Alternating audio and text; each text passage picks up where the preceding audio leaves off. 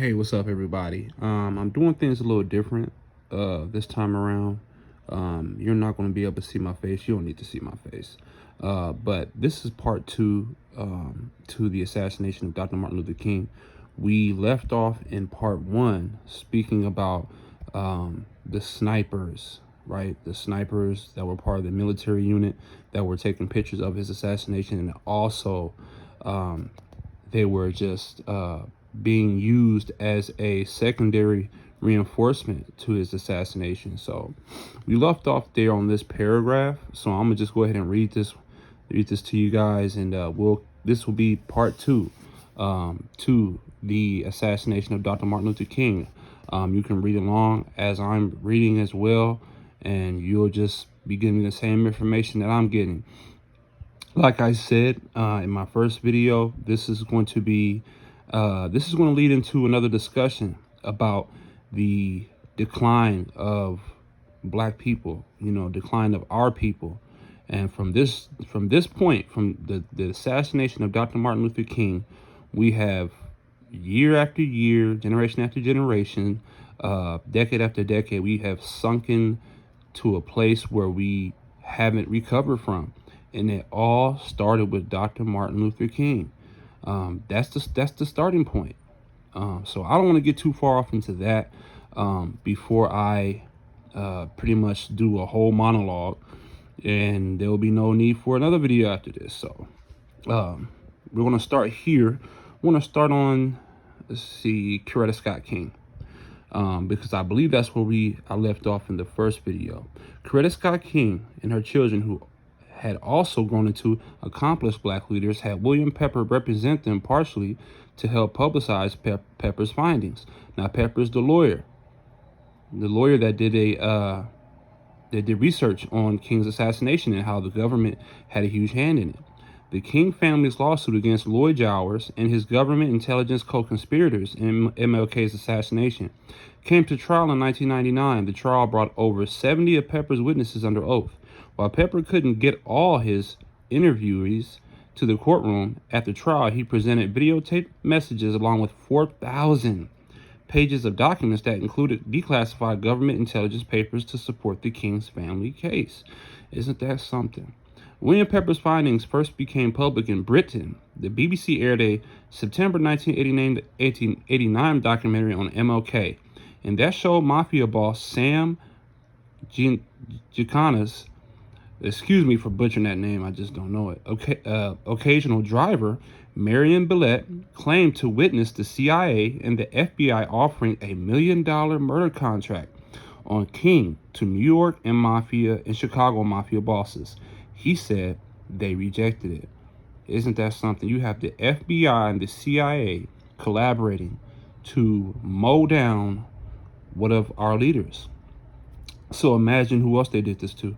The BBC documentary also shows James Rico Kimball, who offered evidence that he worked with the mafia as a CIA and FBI asset. Now, this is another thing I tell people.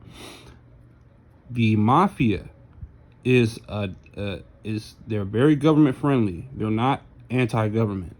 They're not. They support the government in every which way, and that's why they still are in existence today. They're still in existence today. They're not really that, out in the open. They've infiltrated police departments. They've infiltrated governments. So they're much more intertwined into intelligence agencies, like I said, local and national government. So they're much more deeply embedded in society. He said New Orleans mafia boss Carlos Marcello accepted the CIA FBI contract on King.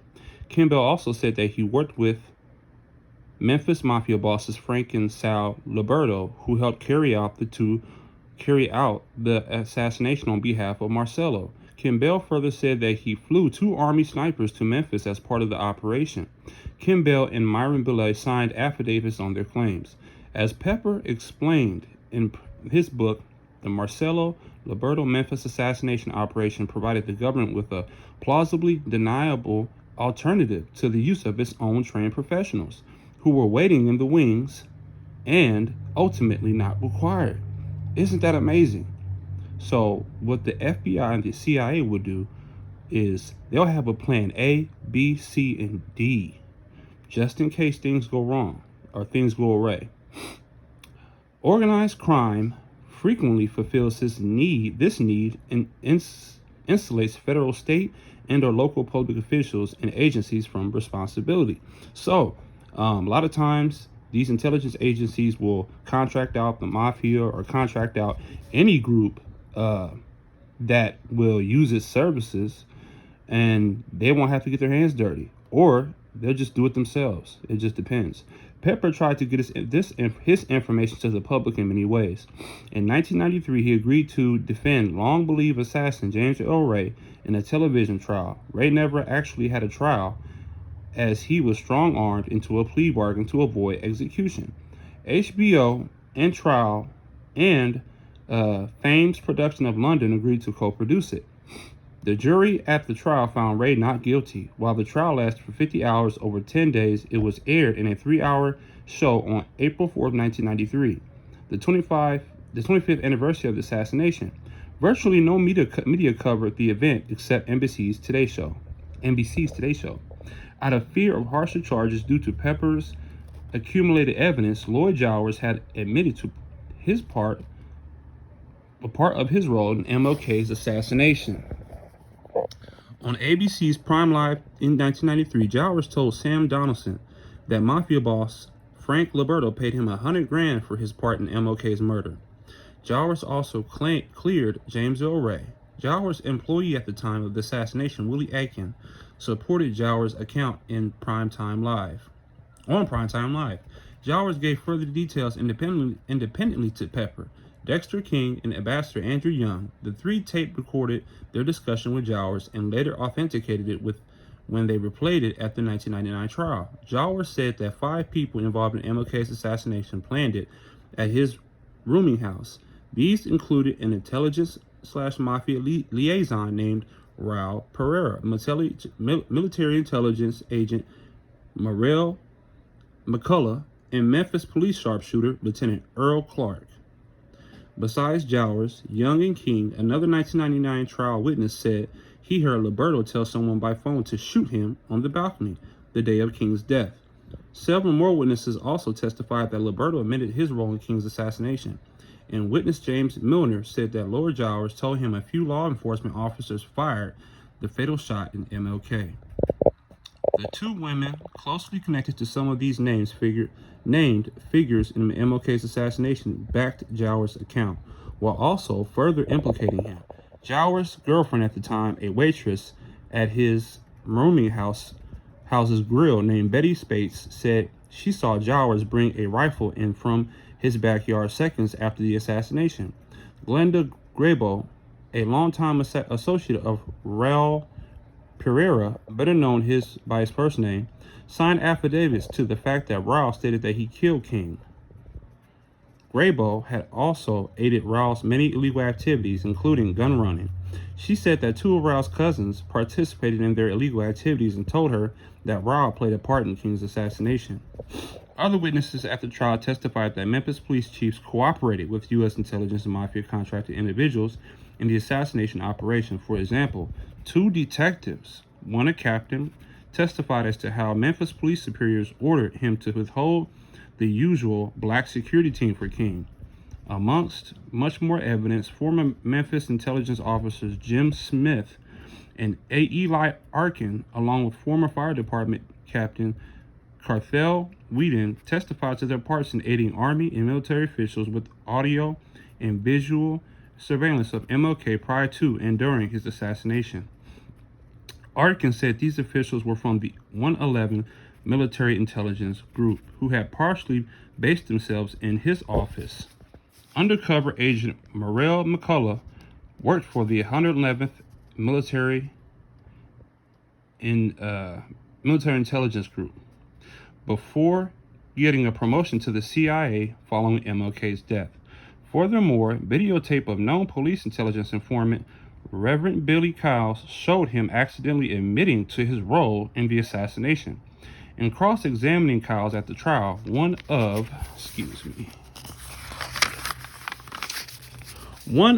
William Pepper's assistant defense attorneys played a videotape of the Reverend making a public speech in 1981 about his being with MLK on the assassination day. Kyle said he was standing outside King's hotel room door and knocked to bring King out of his room and onto the hall balcony. Kyle then seemed to get carried away in that public speech and said in his tape, "Only as I moved away so he could have a clear shot." The shot rang out, leaving the judge and jury looking stunned. When the attorney asked him who he meant could have a clear shot, Kyles had a hard time answering, but finally said that he supposed it would have been James Earl Ray. Now, this, what they're describing, is someone who is an intelligence agent or intelligence asset who was very close to MLK before he was shot. And it's just amazing how the people who you would think will be on your side, that are close to you, are actually there with their own agenda to lead you to your doom. Other testimony came from diverse sources. Due to a scheduling conflict, New York Times reporter Earl Caldwell could not attend the trial, but he gave videotaped testimony that included the prosecutor cross-examining him on his statement in a pre-trial hearing. Caldwell said that his Times editor shocked him by saying he was sending Caldwell to Memphis to nail King. Caldwell further stated that he saw a shooter in the bushes behind Jowers' rooming house. Another witness signed an affidavit as to having seen smoke come from the backyard bushes located just after the fatal shot was fired at MLK. For years, officials claimed that James Earl Ray fired from the rooming house, third floor bathroom. Testimony continued from cab driver Luby Ward, who testified that a fellow cab driver saw MLK get shot and then saw a man immediately jump down from the rooming house backyard wall and run to a waiting car. Ward said he saw the cab driver repeat the story to police officers twice. The fellow cab driver, after seeing, died later on that assassination night, apparently either falling or being pushed out of a speeding car. Also, a police officer claimed to have guarded fresh footprints in the backyard of the rooming house, and police made a cast of the footprints but never investigated them thereafter. Two judges took the stand to add testimony about the alleged murder weapon used in MLK's assassination. Criminal court judge Joe Brown, who had presided over several mid-90s hearings re-examining the assassination evidence, testified that ballistics experts showed how authorities accepted the wrong rifle as the murder weapon. Judge Arthur Haynes Jr. testified that as a lawyer on James Earl Ray's case, he interviewed a man who had the alleged murder weapon in his store during the assassination, exempting it from the crime.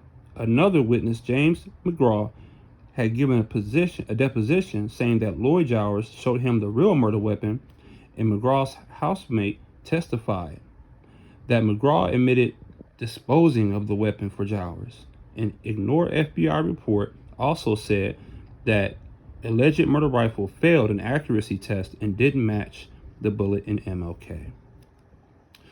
Now, this is absolutely a lot of information to unpack. So I'm gonna give you guys some time to unpack that information.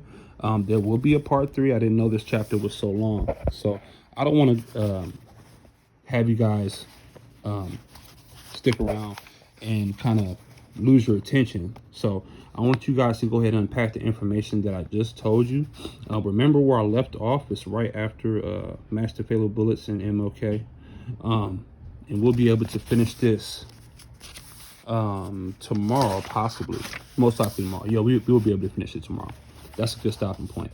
And then once we finish that, I have a great discussion. We're going to have a great discussion, a great monologue.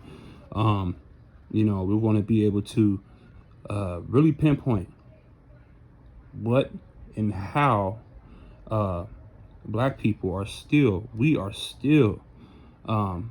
trying to gain the understanding of why and where we messed up and who did it and how we go from here, where we go from here.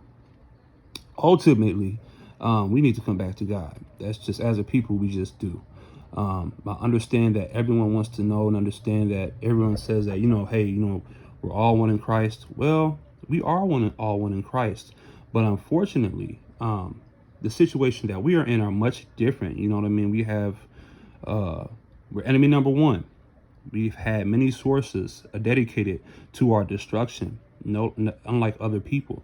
So I think that there's needs to be a special attention put on us to get us to where we need to be.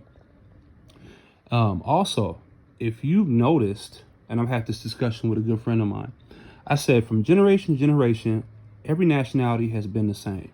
White people have been the same. Native Americans have been the same. Hispanics have been the same. They've all been the same. They haven't changed. But us, we've changed. We've gotten worse and worse and worse. From generation to generation, we've gotten worse. And that doesn't happen by just happenstance.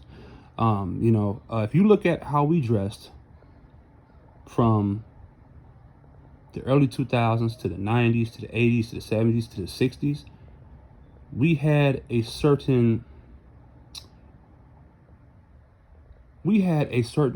pride. We took pride in the way we looked. We took pride in being a people that really cared for themselves and how we looked and how we presented ourselves and how we came off to people. That's no longer here. That's no longer here. We don't have an abundance of black people wanting to represent ourselves correctly. And that's where we're going to figure some things out. And that's where we're going to have some discussions. So this is where I left off. And that's where I'll continue on tomorrow. So everybody, I hope you guys have a blessed day. This is the book. Amazing book. If you got an opportunity, it's on Amazon, I'm sure. The author's name is John Potash. Man, you got to get it. You got to get it. This changed my mind. This really opened my mind. This book really, changed my thought pattern or how I thought about the world and perceived the world, and how it is. So I'm gonna probably do more videos like this. You guys don't need to see my face, man. So and I think that it may go a little smoother. I really need to get a video editing app to where I can post pictures as I'm talking. If you guys have any suggestions, please let me know. If there's any video editing apps on here in an app store that I can use to just speak to you, and then I'll show you pictures, and that'll go a lot smoother, and you won't have to bear witness to anything but the information. So, all right, y'all, I'm out.